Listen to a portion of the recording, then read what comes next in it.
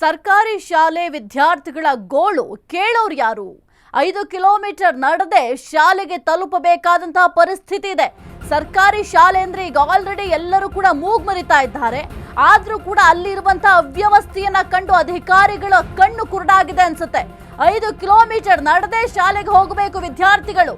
ಪ್ರತಿನಿತ್ಯ ವಿದ್ಯಾರ್ಥಿಗಳು 5 ಕಿಲೋಮೀಟರ್ ನಡಿಬೇಕು. ಕುರುಬನ ದೊಡ್ಡಿ ಗ್ರಾಮದ ಸ್ಟೂಡೆಂಟ್ಸ್ ಪರದಾಡ್ತಾ ಇದ್ದಾರೆ. ಇಷ್ಟಾದ್ರೂ ಕೂಡ ನಮ್ಮ ಅಧಿಕಾರಿಗಳು ಕಣ್ಮುಚ್ಕೋ ಕೂತಿದ್ದಾರೆ. ಚಾಮರಾಜನಗರ ಜಿಲ್ಲೆ ಹನೂರು ತಾಲೂಕಿನ ಗ್ರಾಮ ರಸ್ತೆ ಅಭಿವೃದ್ಧಿ ವಾಹನಕ್ಕಾಗಿ ವಿದ್ಯಾರ್ಥಿಗಳು ಮನವಿಯನ್ನ ಮಾಡ್ತಾ ಇದ್ದಾರೆ. ಸಿಎಂ ಸಿದ್ದರಾಮಯ್ಯಗೆ ವಿದ್ಯಾರ್ಥಿಗಳು ಪತ್ರವನ್ನು ಕೂಡ ಬರೆದಿದ್ದಾರೆ.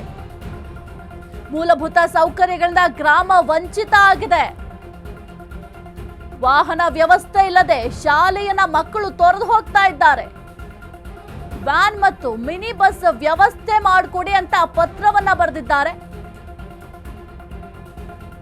ಸರ್ಕಾರಿ ಶಾಲೆ ವಿದ್ಯಾರ್ಥಿಗಳ ಗೋಳು ಕೇಳೋರಿಲ್ಲ. 5 ಕಿಲೋಮೀಟರ್ ನಡೆದೇ ಶಾಲೆಗೆ ತಲುಪಬೇಕಾದಂತಹ ಪರಿಸ್ಥಿತಿ ಆ ಒಂದು ಗ್ರಾಮದಲ್ಲಿ ನಿರ್ಮಾಣ ಆಗಿದೆ. ಪ್ರತಿನಿತ್ಯವೂ ಕೂಡ ಅಲ್ಲಿರುವಂತಹ ವಿದ್ಯಾರ್ಥಿಗಳು 5 ಕಿಲೋಮೀಟರ್ ನಡೆದೇ ಹೋಗಬೇಕು ಶಾಲೆಗೆ. ಅಟ್ಲೀಸ್ಟ್ ನಮಗೆ ಮೂಲಭೂತ ಸೌಕರ್ಯಗಳನ್ನ ಒದಗಿಸ್ಕೊಡಿ ಅಂತ ಸಿಎಂ ಸಿದ್ದರಾಮಯ್ಯ ಅವರ ಬಳಿ ಕೂಡ ಮನವಿಯನ್ನ ಮಾಡ್ಕೊಂಡಿದ್ದಾರೆ. ಆದ್ರೆ ಇಲ್ಲಿ ಎಷ್ಟು ನಿರ್ಲಕ್ಷ್ಯವನ್ನ ಮಾಡ್ತಾ ಇದ್ದಾರೆ ಅಧಿಕಾರಿಗಳು ಅಂತ ಅಂದ್ರೆ ಯಾರಿಗೇನಾದ್ರೂ ನಮಗೇನಾಗಬೇಕಾಗಿಲ್ಲ. ಬಹಳ ಒಂದು ಜಾಣ ಕುರುಡರಂತೆ ವರ್ತಿಸ್ತಾ ಇದ್ದಾರೆ ಅಧಿಕಾರಿಗಳು. ಒಂದು ಶಾಲೆ ಅಂತಂದ್ರೆ ಅದು ಕೂಡ ಸರ್ಕಾರಿ ಶಾಲೆ ಅಂತಾನೆ ಮೂಲಭೂತ ಸೌಕರ್ಯಗಳಿರಬೇಕು, ಕುಡಿಯುವ ನೀರಿನ ವ್ಯವಸ್ಥೆ ಇರಬೇಕು, ಓಡಾಡ್ಲಿಕ್ಕೆ ಸರಿಯಾದಂತಹ ರಸ್ತೆ ನಿರ್ಮಾಣ ಇರಬೇಕು. ಕೇವಲ ವಿದ್ಯಾರ್ಥಿಗಳಿಗೆ ಅಷ್ಟೇ ತೊಂದರೆ ಆಗಲ್ಲ, ಬೇರೆಯವ್ರಿಗೂ ಕೂಡ ಅಂದ್ರೆ ಸಾರ್ವಜನಿಕರಿಗೂ ಕೂಡ ತೊಂದರೆ ಆಗುತ್ತೆ. ಆದ್ರೆ ಇಷ್ಟರ ಮಟ್ಟಿಗೆ ಯಾಕೆ ನಿರ್ಲಕ್ಷ್ಯವನ್ನು ಅಧಿಕಾರಿಗಳು ತೋರಿಸ್ತಾ ಇದ್ದಾರೆ ಅಂತ ಗೊತ್ತಾಗ್ತಾ ಇಲ್ಲ. ತಗೊಳ್ತಾ ಇರೋದು ಸರ್ಕಾರಿ ಸಂಬಳ ತಗೊಂಡ್ರು ಕೂಡ ಹೇಳೋರಿಲ್ಲ ಕೇಳೋರಿಲ್ಲ. ಹೆಂಗೋ ಟೈಮ್ ಸರಿಯಾಗಿ ಸರ್ಕಾರಿ ಸಂಬಳ ಬರುತ್ತೆ. ಯಾರು ಏನಾದ್ರೂ ಏನಾಗಬೇಕು ಅಧಿಕಾರಿಗಳಿಗೆ? ಪ್ರತಿನಿತ್ಯವೂ ಕೂಡ 5 ಕಿಲೋಮೀಟರ್ ನಡ್ಕೊಂಡು ಹೋಗ್ಬೇಕು ವಿದ್ಯಾರ್ಥಿಗಳು ಅಂತ ಅಂದ್ರೆ ಹೆಂಗ್ ಸಾಧ್ಯ ಆಗುತ್ತೆ? ಪ್ರತಿನಿತ್ಯವೂ ಕೂಡ ಅಧಿಕಾರಿಗಳು ಇದೇ ರೀತಿ ಏನು ಆಫೀಸ್ಗೆ ಅವ್ರ ಮನೆಯಿಂದ ಒಂದು 5 ಕಿಲೋಮೀಟರ್ 10 ಕಿಲೋಮೀಟರ್ ನಡ್ಕೊಂಡು ಹೋದ್ರೆ ಅವಾಗ ಗೊತ್ತಾಗುತ್ತೆ ಎಷ್ಟೆಲ್ಲ ಸಮಸ್ಯೆ ಆಗುತ್ತೆ ಅಂತ. ಈಗ ಆಲ್ರೆಡಿ ಒಂದು ಸರ್ಕಾರಿ ಶಾಲೆ ಅಥವಾ ಸರ್ಕಾರಿ ಕಾಲೇಜು ಅಂತಂದ್ರೆ ಜನರು ಯೋಚನೆ ಮಾಡ್ತಾರೆ, ಅಲ್ಲಿ ಸರಿಯಾದಂತಹ ಮೂಲಭೂತ ಸೌಕರ್ಯಗಳಿಲ್ಲ, ಇಂಥ ಕಡೆ ನಮ್ಮ ಮಕ್ಕಳನ್ನು ಓದಿಸ್ಬೇಕಂತ ಯೋಚನೆ ಮಾಡ್ತಾರೆ. ಹೇಳ್ತಾರೆ ಸರ್ಕಾರಿ ಶಾಲೆಗಳಲ್ಲಿ ಹಾಜರಾತಿ ಪ್ರಮಾಣ ಕಡಿಮೆ ಇದೆ, ವಿದ್ಯಾರ್ಥಿಗಳು ಸರ್ಕಾರಿ ಶಾಲೆಗೆ ಬರ್ತಾ ಇಲ್ಲ ಅಂತ. ಯಾವ ಕಾರಣಕ್ಕೆ ಬರ್ತಾ ಇಲ್ಲ? ಅಧಿಕಾರಿಗಳು ಮಾಡ್ತಾ ಇರುವ ನಿರ್ಲಕ್ಷ್ಯದಿಂದ ಸರ್ಕಾರಿ ಶಾಲೆಯ ಕಡೆ ಮುಖ ಮಾಡ್ತಾ ಇಲ್ಲ ಯಾರು ಕೂಡ. ಈಗ ಪೋಷಕರು ಕೂಡ ಮಕ್ಕಳನ್ನ ಸೇರಿಸಬೇಕು ಅಂತ ಅಂದ್ರೆ ಹೆಂಗ್ ಸೇರಿಸ್ತಾರೆ? ಪಂಚಾಯತಿ ಅಂಡೆ ಕುರುಬನ ದೊಡ್ಡಿ ಮಕ್ಕಳಾದ ನಾವೆಲ್ಲರೂ 5 ಕಿಲೋಮೀಟರ್ ನಡೆದುಕೊಂಡು ಹೋಗಬೇಕು. ಆದ್ದರಿಂದ ನೀವು ನಮಗೆ ಸಾರಿಗೆ ವ್ಯವಸ್ಥೆ ಇಲ್ಲದಿದ್ದರೆ ಜೀಪಿನ ವ್ಯವಸ್ಥೆ ಮಾಡಿಕೊಡಬೇಕು. ಕಾಡಿನ ಊರಲ್ಲಿರುವ ನಾವು ನಮಗೆಲ್ಲರಿಗೂ ಬಸ್ಸಿನ ವ್ಯವಸ್ಥೆ ಆದರೂ ಮಾಡಿಕೊಡಬೇಕು. ಸಿದ್ದರಾಮಯ್ಯ ಸರ್, ಮಂಜುನಾಥ ಸರ್, ರೋಡಿನ ವ್ಯವಸ್ಥೆ ಬೇಕು. ಮುಳ್ಳು ಕಲ್ಲಿನ ವ್ಯವಸ್ಥೆಯಲ್ಲಿ ನಾವು 5 ಕಿಲೋಮೀಟರ್ ಸಂಜೆ 5 ಕಿಲೋಮೀಟರ್ ಬೆಳಿಗ್ಗೆ 5ವರೆಗೆ ಬಿಟ್ಟರೆ ಬೆಳಿಗ್ಗೆ 10 ಗಂಟೆಗೆ ಹೋಗಿ ತಲುಪುತ್ತೇವೆ. ಆ ಕಡೆಯಿಂದ 5:15ಗೆ ಬಿಟ್ಟರೆ 7 ಗಂಟೆಗೆ ಬರುತ್ತೇವೆ. ಆದ್ದರಿಂದ ನಮಗೆ ಓದುವ ಸಮಸ್ಯೆ ದೊಡ್ಡಿ ಗ್ರಾಮದಲ್ಲಿ ಸಾರಿಗೆ ವ್ಯವಸ್ಥೆ ಮತ್ತು ರಸ್ತೆ ಹಾಳಾಗಿರುವ ಕಾರಣ ನಮ್ಮಲ್ಲಿ ಬಹಳಷ್ಟು ತೊಂದರೆಯಾಗುತ್ತಿದೆ ಹಾಗೂ ಗ್ರಾಮವು ಅಭಿವೃದ್ಧಿ ಆಗಿಲ್ಲ. ತಮ್ಮಲ್ಲಿ ವಿನಂತಿಸಿಕೊಳ್ಳುವುದೇನೆಂದರೆ ಗ್ರಾಮದಲ್ಲಿರುವ ಎಲ್ಲ ಮಕ್ಕಳಿಗೂ ಅನುಕೂಲವಾಗುವಂತೆ ರಸ್ತೆಯನ್ನು ನಿರ್ಮಿಸಿಕೊಡಬೇಕು ಹಾಗೂ ಸಾರಿಗೆ ವ್ಯವಸ್ಥೆಯನ್ನು ನೀಡಬೇಕೆಂದು ತಮ್ಮಲ್ಲಿ ವಿನಂತಿಸಿಕೊಳ್ಳುತ್ತೇನೆ. ಮತ್ತು ನಾವು ಇಲ್ಲ ಅಂಡೇಕುರುಬನ ದೊಡ್ಡಿಯಿಂದ ಒಡೆಯರ್ಪಳ್ಯಕ್ಕೆ ಸುಮಾರು 5 ಕಿಲೋಮೀಟರ್ ಕಾಲ್ನಡಿಗೆಯಿಂದ ನಡೆದುಕೊಂಡು ಹೋಗಬೇಕು. ಆದ್ದರಿಂದ ಬಹಳಷ್ಟು ಕಷ್ಟವಾಗಿದೆ.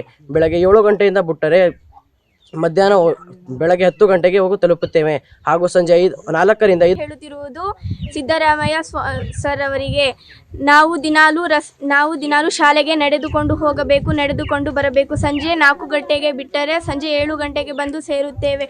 ಅದರಿಂದ ನಮಗೆ ಓದುವುದಕ್ಕೆ ಬರೆಯುವುದಕ್ಕೆ ಬಹಳ ಕಷ್ಟವಾಗುತ್ತಿದೆ. ದಿನಾಲೂ ನಾವು ರಸ್ತೆಯಲ್ಲಿ ನಡೆದು ಹೋಗುವಾಗ ಆನೆಗಳ ಕಾಟ ನಮಗೆ ತಡೆಯಲು ಆಗುತ್ತಿಲ್ಲ. ಅದರಿಂದ ಸಿದ್ದರಾಮಯ್ಯ ಸರ್, ನಿಮಗೆ ನಾನು ಕೇಳಿಕೊಳ್ಳುತ್ತೇನೆ, ನೀವು ರಸ್ತೆಯ ವ್ಯವಸ್ಥೆ ಅಥವಾ ಕಾರು ಜೀಪಿನ ವ್ಯವಸ್ಥೆ ನಮಗೆ ಮಾಡಿಕೊಡಬೇಕೆಂದು ನಿಮ್ಮಲ್ಲಿ ನಾನು ಕೇಳಿಕೊಳ್ಳುತ್ತೇನೆ.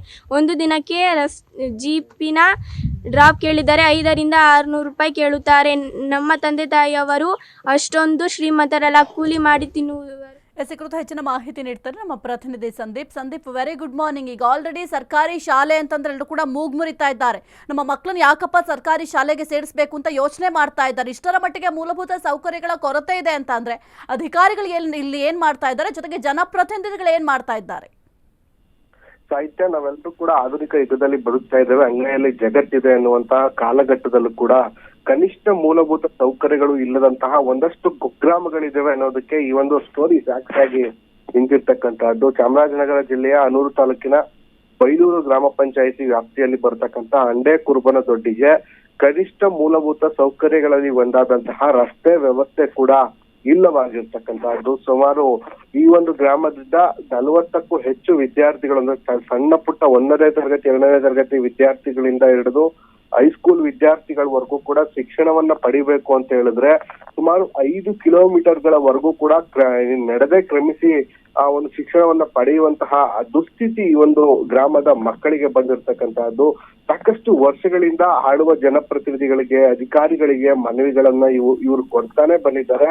ಆದ್ರೂ ಕೂಡ ಎಲ್ಲ ಒಂದು ಕಡೆ ಆಳುವ ವರ್ಗ ಇವರ ಏನು ಒಂದು ಮನವಿಗೆ ಸ್ಪಂದಿಸದೆ ಕ್ಯಾರೆ ಅನ್ನೋದೇ ಇಲ್ಲಿವರೆಗೂ ಕೂಡ ನಡ್ಕೊಂಡು ಬಂದಿರ್ತಕ್ಕಂಥದ್ದು. ಇದೀಗ ಅಲ್ಲಿನ ವಿದ್ಯಾರ್ಥಿಗಳು ಒಂದು ಹೆಜ್ಜೆ ಮುಂದೆ ಹೋಗಿ ಖುದ್ದು ಮುಖ್ಯಮಂತ್ರಿಗಳಿಗೆ ಒಂದು ಪತ್ರವನ್ನ ಬರೆದಿರ್ತಕ್ಕಂಥದ್ದು. ಅಂದ್ರೆ ನಮ್ಮ ಗ್ರಾಮದಲ್ಲಿ ಈ ರೀತಿಯ ಒಂದು ಸಮಸ್ಯೆ ಇದೆ, ಈ ರೀತಿಯ ನಡೆದು ಹೋಗ್ಬೇಕು ಅನ್ನೋ ಒಂದು ಕಾರಣಕ್ಕೆ ಸಾಕಷ್ಟು ವಿದ್ಯಾರ್ಥಿಗಳು ಶಿಕ್ಷಣದಿಂದ ವಿಮುಖರಾಗಿದ್ದಾರೆ.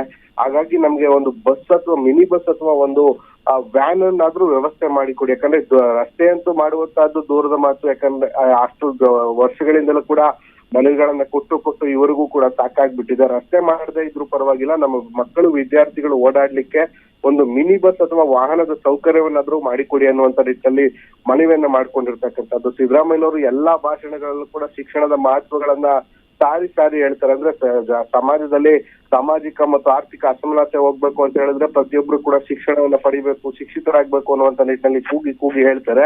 ಈ ವಿದ್ಯಾರ್ಥಿಗಳ ಶಿಕ್ಷಣಕ್ಕೆ ಮುಖ್ಯಮಂತ್ರಿಗಳು ಯಾವ ರೀತಿ ಸ್ಪಂದಿಸ್ತಾರೆ ಅನ್ನುವಂಥದ್ದನ್ನ ಈಗ ಕಾದು ನೋಡ್ಬೇಕಾಗಿರತಕ್ಕಂತಹದ್ದು ಸಾಹಿತ್ಯ. ಓಕೆ, ಥ್ಯಾಂಕ್ ಯು ಸಂದೀಪ್ ನಿಮ್ಮೆಲ್ಲ ಮಾಹಿತಿಗಾಗಿ.